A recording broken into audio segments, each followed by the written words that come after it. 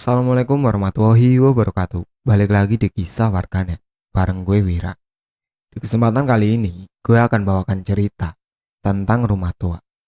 Cerita ini ditulis oleh akun Facebook yang bernama Rama. Daripada kalian penasaran dengan ceritanya, tonton sampai akhir. Dan tak usah lama-lama lagi, kita simak ceritanya.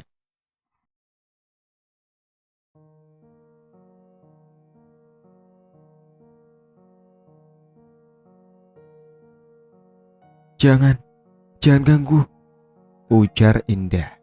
Sosok bertubuh hitam itu pun akhirnya mendorong Indah dari lantai 2 rumahnya. Indah tergeletak dengan wajah yang hancur. Lalu suaminya Ariel pun pulang ke rumah dan terkejut melihat Indah. Indah! Sambil teriak dan menangis histeris. Lalu Ariel pun diseret oleh makhluk tersebut ke arah kamar. Ah, tolong, tolong! Ujar Ariel, tangannya berhasil menggapai pagar tangga. Ariel pun lekas berdiri, namun makhluk itu pun kembali menyerang Ariel. Ariel pun terpental ke arah pintu masuk rumah. Dan Ariel akhirnya berlari ke arah rumah warga terdekat. Akhirnya banyak warga dan polisi pun datang ke rumah Ariel. Sementara Indah dikuburkan di samping rumahnya. Sedangkan Ariel pun berniat pindah ke kota. Dan rumah itu pun kosong, tak berpenghuni. Rumah dijual. Tanda itu pun menancap di pagar rumah mewahnya dan diiklankan ke koran dan properti. Setelah 10 tahun kemudian, rumah pun berhasil dibeli oleh orang kaya raya dekat desa tersebut. Cerita kita mulai dari sini, yang di atas itu cuma flashback.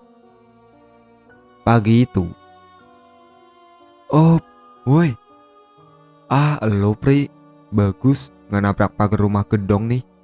Kalau nggak bisa berabe kita ganti rugi sama juragan, ujar Somad kernet truk.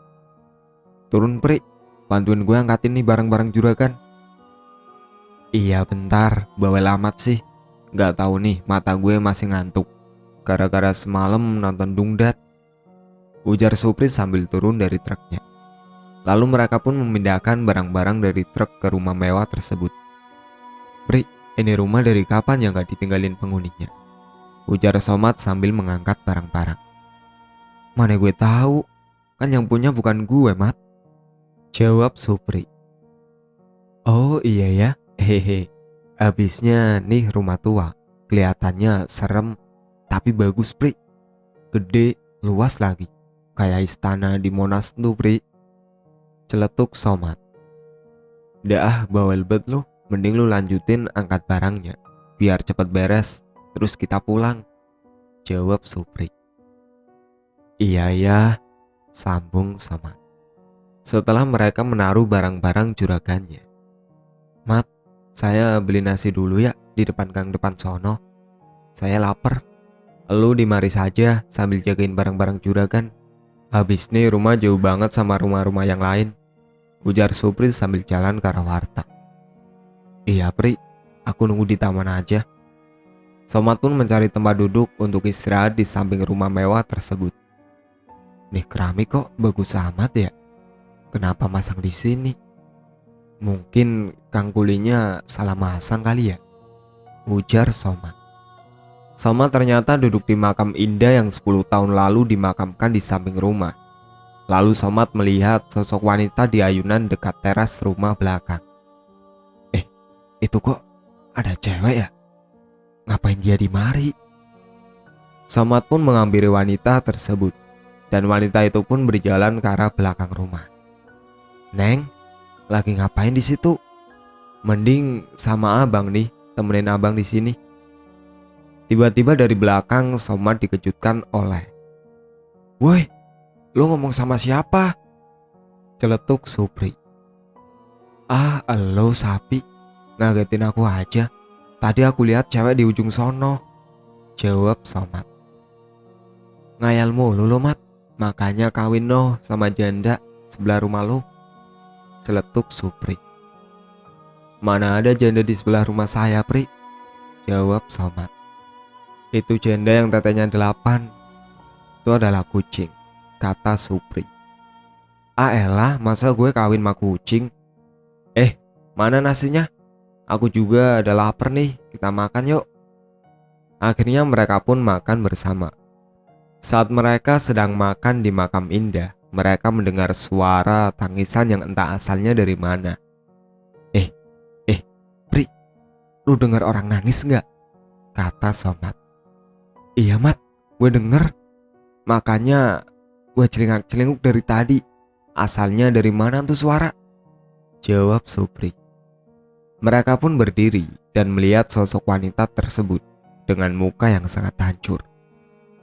Ih, ketan, wetan, mantan, setan.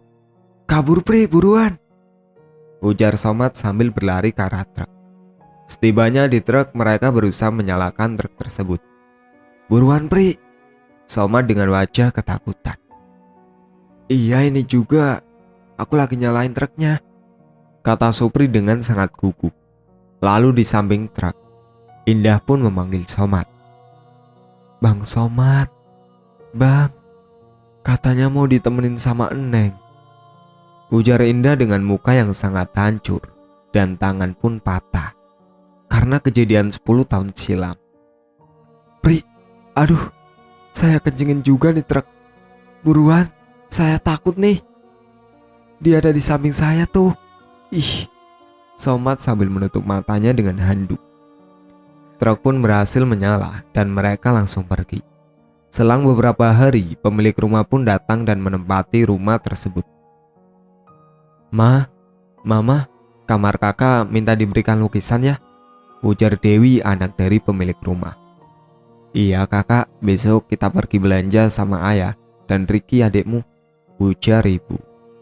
Hari demi hari mereka pun betah di rumah mewah tersebut dan belum ada keganjilan yang terlihat.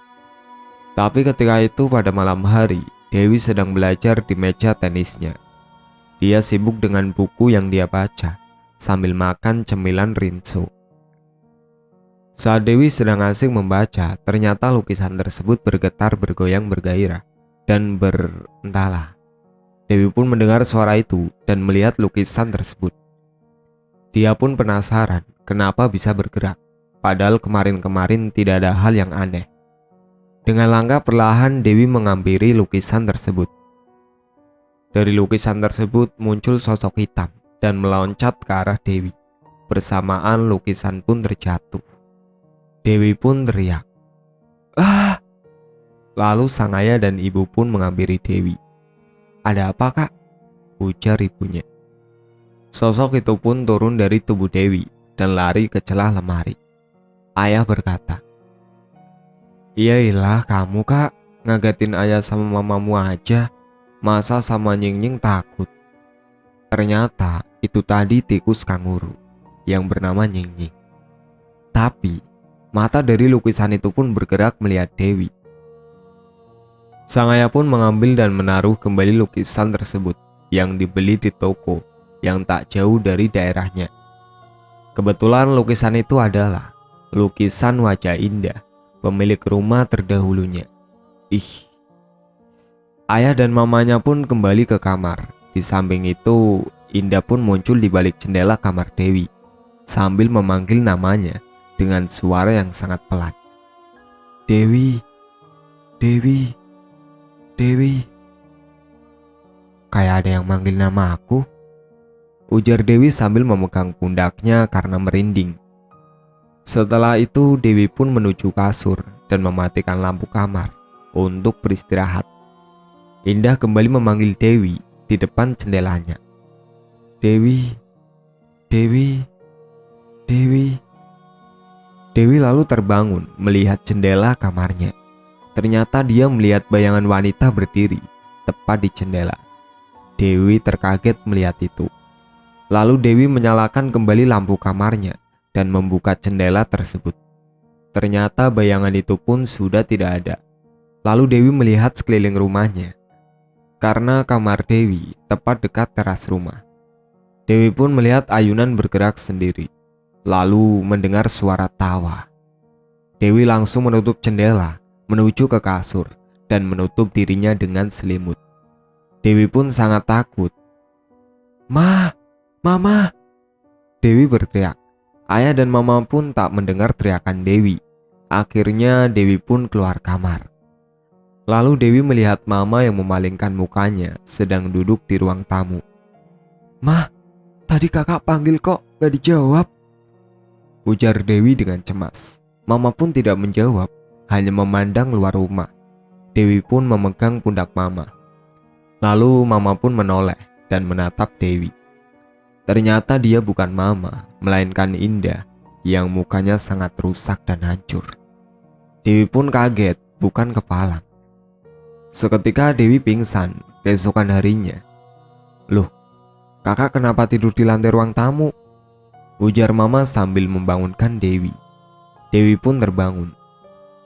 "Mah, kakak semalam," ujar Dewi. "Dah sana kamu mandi dan sarapan, terus berangkat sekolah," ujar mama.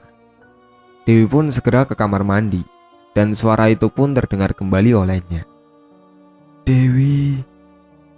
Lalu Dewi pun cepat-cepat mengambil handuk dan pergi dari kamar mandi ke arah kamar dan lalu memakai baju sekolah. Kak, kamu nggak sarapan dulu?" ujar mama. Enggak mah, kakak sarapan di sekolah aja," ujar Dewi sambil keluar rumah. Dewi pun melihat sekeliling rumahnya dengan rasa takut dan cemas. Dia pun merasakan merinding di tubuhnya. Lalu, pundak Dewi dipegang oleh seseorang. Neng, mau abang anterin gak?" Ternyata itu satpam penjaga rumah Dewi. Bang, ngagetin Dewi aja." "Enggak bang, makasih. Dewi mau naik gojek aja," ujar Dewi sambil tersenyum. Saat di sekolah pun Dewi menceritakan hal tersebut ke temannya. Dewi pun update TS di grup Facebook cerita seram. "Semalam aku melihat hantu yang manggil-manggil namaku. Itu kira-kira hantu apa ya?" Di lain tempat, karena rumah Dewi besar, Dewi pun punya PRT 1 yang hanya kerja pagi pulang sore. Tiap hari membantu mama masak, nyuci, nyapu, ngepel, dugem, main Mobile Legends 8 bit. "Bi, tolong ambilkan bom di laci, kita masak rendang hari ini," ujar mama. "Iya nyonya," ujar bibi. Mereka berdua pun sibuk memasak. "Nyak, saya jemur baju dulu ya, soalnya semua baju belum pada dijemurin, Nyak," ujar bibi sambil mengangkat ember cucian. "Ya udah Bi," ujar mama. Bibi pun bergegas ke samping teras rumah sambil menjemur baju. Tiba-tiba Bibi melihat sosok. Neng Dewi, kayaknya tadi pagi Neng Dewi berangkat sekolah. Kok jam segini udah ada di teras ya?" ujar Bibi penasaran. Lalu Bibi pun mencoba mendekati sosok tersebut. Saat melangkah, tangan Bibi seperti ada yang memegang. "Bi, bantuin saya angkat kasur yuk," ujar mama. Nyonya, Neng Dewi nggak sekolahnya," ujar Bibi. "Ngaco kamu, ini baru jam 10 pagi," ujar mama. "Tuh Neng Dewi lagi duduk di terasnya," sambil menunjuk ke arah bangku ayunan. Ternyata sosok itu pun menghilang. "Bibi, jangan ngigo deh, pagi-pagi udah ngelantur. Ayo cepetan bantu saya Bi," ujar mama sambil menarik Bibi. Sementara Bibi pun bingung sambil garu-garu kepala. Mereka pun ke kamar adik untuk mengangkat kasurnya. Setelah mereka menjemur kasur, Bibi pun membersihkan kamar keluarga tersebut. Terakhir si Bibi membersihkan kamar Dewi. Saat membersihkan kamar Dewi, lukisan pun bergerak. Kok bisa gerak ya lukisannya?" Bibi pun hanya melihat dari jauh tanpa mendekati. Lalu mata lukisan tersebut bergerak ke arahnya. Kok bisa pindah matanya?" Bibi pun menggeserkan posisinya. Mata lukisan itu pun mengikuti arah Bibi. Gue ke kiri, dia ikut ke kiri. Gue ke kanan, dia juga ngikutin. Hebat nih lukisan. "Tuan beli di mana ya lukisan kayak gini?" ujarnya karena Bibi polos. Kemudian lukisan itu pun mengeluarkan darah. dan terjatuh. Di situ Bibi langsung kaget dan latah. Akhirnya Bibi pun mengambil lukisan tersebut dan menaruhnya kembali. "Bi," ujar Mama. Iyanya." Bibi pun kaget. "Besok kesini agak pagian ya, soalnya saya mau pergi mengantarkan adik tur." "Iyanya," ujar Bibi sambil bergegas pulang. Sore pun tiba, Dewi pun pulang. Dewi mengagetkan Bibi. Neng, ngagetin Bibi aja. Bibi pulang dulu ya Neng, udah sore," ujar Bibi sambil berjalan. "Iya Bi, hati-hati di jalan," kata Dewi. Dewi, Ayah dan Riki pun sudah pulang dan malam pun tiba. Mereka sedang makan malam di ruang makan. Terdengar seperti suara benda terjatuh di kamar Dewi. Ayah dan Mama pun memeriksa ke kamar Dewi. Ternyata lukisan tersebut jatuh dan masih mengalirkan darah. Mama pun kaget. "Kok ada darahnya ya? Mungkin ini darah tikus mah karena tertimpa lukisan," ujar Ayah. Lalu lukisan pun dipindahkan ke ruang tamu untuk dibersihkan oleh Ayah.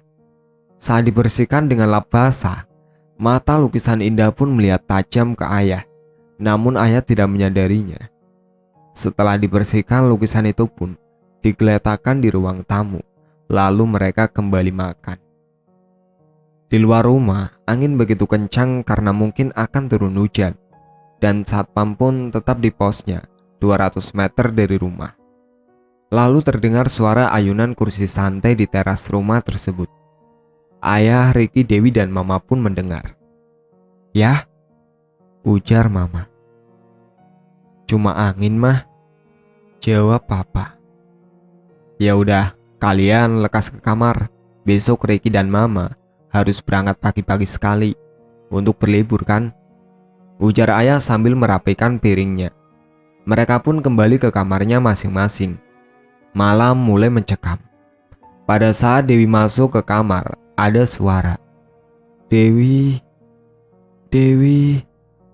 bantu aku," ujar Indah yang sedang berdiri di depan jendelanya. Dewi pun sangat ketakutan. Lalu berlari ke kamar Riki. Kamar Riki pun tidak dikunci pada saat itu.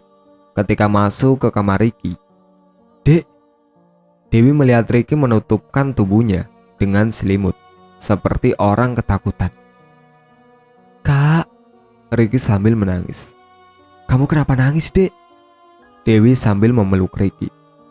"Aku melihat hantu, Kak, di teras, lalu berjalan menuju ke kamar kakak," ujar Riki sambil ketakutan, karena Riki melihat jelas sosok Indah yang mukanya hancur. "Kakak pun sama, Dek. Kakak melihat bayangan dan suara-suara." Akhirnya mereka pun menutup pintu dan jendela. Setelah itu mereka menutupi dirinya dengan selimut. Setelah itu, suara itu pun makin terdengar jelas dan sangat dekat. Perlahan mereka membuka selimut tersebut. Ternyata Indah pun berdiri tepat di pintu kamar Riki sambil menyebut, Dewi, bantu aku." Mereka pun teriak, "Mama, Ayah." Indah mendekati mereka. Dewi dan Riki pun berdiri ke pojok kasur sambil memegang selimut. Pintu pun terbuka, lalu Indah menghilang. "Adik, kakak, kenapa kalian belum tidur?" ujar Ayah. "Ya, aku sama adik tidur sama Ayah dan Mama ya," ujar Dewi. Mereka sambil memeluk Ayah. Lalu Riki dan Dewi pun menceritakan kejadian tersebut ke Ayah dan Mama di kamar Ayah. "Oh iya ya, tadi pagi Bibi juga melihat kakak di teras. Padahal kakak kan lagi sekolah," ujar Mama. "Ah, paling cuma sugesti kalian aja," ujar Ayah sang psikolog. "Sudah, kalian tidur." Lalu beberapa saat kemudian di ruang tamu terdengar suara benda terjatuh. Dan ternyata lukisan Indah yang bergerak. Mereka pun mendengar. "Paling cuma angin," ujar Ayah. Karena memang cuacanya pun sedang hujan dan angin kencang. Keesokan harinya mereka bangun pagi-pagi sekali karena Mama dan Riki sedang berlibur di acara sekolahnya. "Kak, bangun. Mama sama adik mau berangkat," kata mama. Dewi pun masih tertidur pulas. "Ya sudah mah, kasihan kakak, mungkin masih ngantuk. Lagian kan dia libur sekolah," ujar ayah. Tak lama Bibi pun datang. "Bi, aku sama adik pulang agak malam. Bibi bisa pulang setelah kami sampai di rumah kan Bi? Nanti aku tambahin uangnya," ujar mama. Bibi pun mengiyakan. Mama dan adik pun diantar ayah, sedangkan Dewi masih terlelap. Cewek mah gitu ya, kalau bangun siang mulu. Bibi pun menyiapkan makanan untuk Dewi dan ayah. Hidangan siap. "Neng Dewi udah bangun belum ya? Takut dingin sarapannya." Bibi pun ke kamar Dewi. "Neng, bangun, sarapan dulu. Keburu dingin buburnya," ujar Bibi. Ujar Dewi lalu ke kamar mandi untuk cuci muka dan gosok gigi. Dewi pun sarapan. "Bi, ayah belum pulang," kata Dewi. "Belum Neng," ujar Bibi sambil menyapu ruang. Saat sedang menyapu, Bibi melihat lukisan tersebut dan mengambilnya. "Neng, ini lukisan taruh di mana?" ujar Bibi. Dewi pun kaget dan takut. "Taruh di luar aja Bi, dibuang aja," jawab Dewi. Lukisan pun ditaruh di tempat sampah dekat teras. Terdengar suara mobil, ayah pun tiba. "Bi, kenapa dibuang lukisannya?" ujar ayah.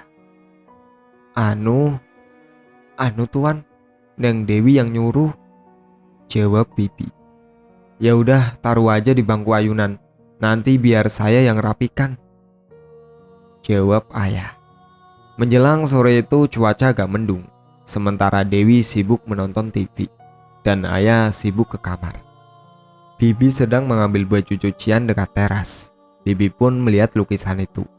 Tiba-tiba sosok Indah muncul di sudut rumah, melihat Bibi. "Kok aku merinding ya? Baunya nggak enak pula." Bibi sambil mengangkat jemuran dan masuk ke rumah. Bibi pun langsung menggosok baju di ruang tamu dekat Dewi menonton TV.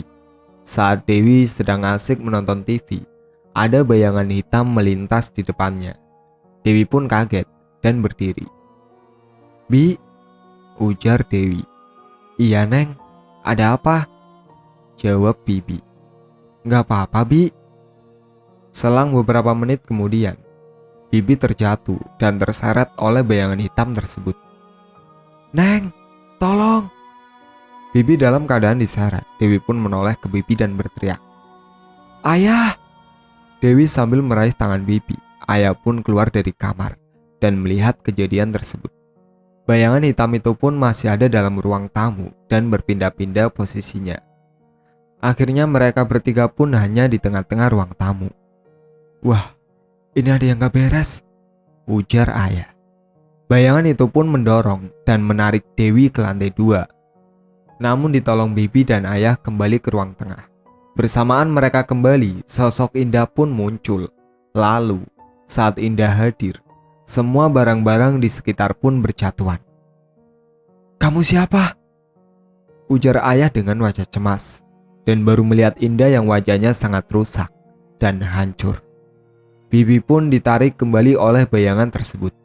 Mereka berdua menolong Bibi dan lari ke lantai 2. Sementara Indah berjalan mendekati mereka. "Bantu aku," ujar Indah. "Pergi kamu, kami tidak mengenalmu," ujar ayah. Dewi pun diseret kembali oleh bayangan hitam tersebut ke lantai 1. Bibi dan ayah bingung harus berbuat apa, karena Indah ada di tangga. "Ayah, tolong ayah," ujar Dewi yang penuh luka akibat benturan saat diseret bayangan hitam. Indah pun terbang menghampiri bayangan tersebut. Sementara ayah dan Bibi pun berlari menolong Dewi. "Tuan, kita harus gimana?" Bibi pun sudah sangat takut, sedangkan ayah mencemaskan Dewi. "Panggil satpam Bi," ujar ayah. Bagaimana mau manggil? Indah dan bayangan hitam pun ada di pintu masuk. Sepertinya mereka berkelahi. Ayah pun melempari mereka dengan gelas dan piring di meja. Mendengar kegaduhan tersebut, satpam pun menghampiri mereka. Melihat Indah dan bayangan hitam, satpam itu pun mendekati Ayah, Dewi, dan Bibi. Karena satpam pun tidak berani. Akhirnya sang satpam pun diseret bayangan hitam tersebut. Sementara Indah hanya melihat mereka bertiga. "Bantu aku," ujar Indah. "Bantu untuk apa?" jawab Ayah. "Bantu aku mengalahkan dia." Indah sambil menunjuk ke arah bayangan tersebut. "Kami tidak tahu caranya," ujar Ayah. Sementara satpam pun pingsan dan terluka. Sementara itu datang sebuah mobil. Ternyata itu Mama dan Ricky. Lalu Mama dan Ricky melihat sosok Indah. Karena mereka takut, mereka hanya melihat dari kejauhan dan menelpon RT setempat. Sementara itu, supir taksi online pun menghampiri sosok Indah tersebut. "Wahai arwah gentayangan, kenapa kalian mengganggu manusia?" kata supir. Indah pun menatap ke supir tersebut. "Bantu aku mengalahkan dia," sambil menunjuk bayangan hitam tersebut. Sementara Ayah, Bibi, dan Dewi berhasil keluar dari rumahnya. Sang supir pun membacakan doa. Lalu Indah dan bayangan pun menghilang. "Pak, rumah ini tidak beres. Dulunya bekas rumah pesugihan. Lebih baik dikosongkan saja rumahnya," ujar supir tersebut. Akhirnya Ayah dan Ricky menolong satpam, dan mereka sementara menginap di hotel. Selang beberapa hari keluarga itu pindah dan membiarkan rumah tua itu terbengkalai. Sementara Indah dan bayangan hitam pun masih berkeliaran di rumah tersebut. Itulah akhir cerita dari Rumah Tua yang ditulis oleh akun Facebook yang bernama Rama. Sekian dari saya. Wassalamualaikum warahmatullahi wabarakatuh.